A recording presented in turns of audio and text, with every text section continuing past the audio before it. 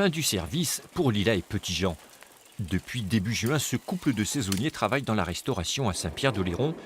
Ils habitent dans ce camion aménagé.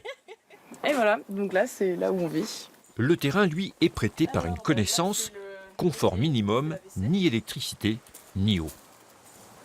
Ça, c'est les bouteilles vides du coup qu'on a utilisées. Là, c'est ce qui nous reste en plein. Et donc tous les 2 jours, on doit aller à la Ménounière à 2 km à vélo pour aller remplir les bidons. Un choix de vie, mais une obligation surtout. Toutes les maisons ou tous les logements qui sont en location sont réservés aux vacanciers avec des loyers qui peuvent aller de 1 000 à 2 000 euros la semaine, ce qui est juste impensable pour un saisonnier puisque c'est l'équivalent d'un salaire au mois quasiment. Une crise du logement pour les saisonniers qui pénalise aussi les employeurs. Un grand crème. Recruter devient compliqué.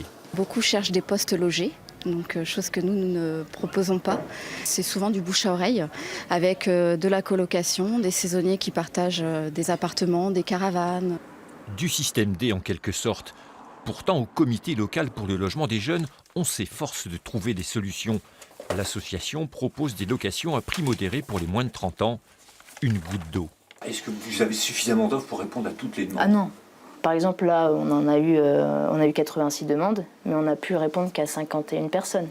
Donc il y en a encore il y en a qui ont trouvé par eux-mêmes, et il y en a certains qui ont dû annuler leur saison parce qu'ils n'ont pas trouvé de logement. Un problème qui pousse les collectivités locales à réagir. À Saint-Pierre-d'Oléron, le maire veut profiter du déménagement de la gendarmerie pour créer des hébergements saisonniers. Concrètement, il va y avoir combien de logements ici? Alors là, il va y en avoir à peu près une vingtaine. Ça ne sera pas suffisant pour tout le monde. On va essayer d'aller un petit peu plus loin, d'en offrir une dizaine supplémentaires sur ce territoire-là et sur la commune de Dolus à côté. Mais ça ne répondra pas à toutes les demandes. Le projet aboutira d'ici 2 à 3 ans. Au plus fort de la saison, l'île d'Oléron compte 3000 saisonniers.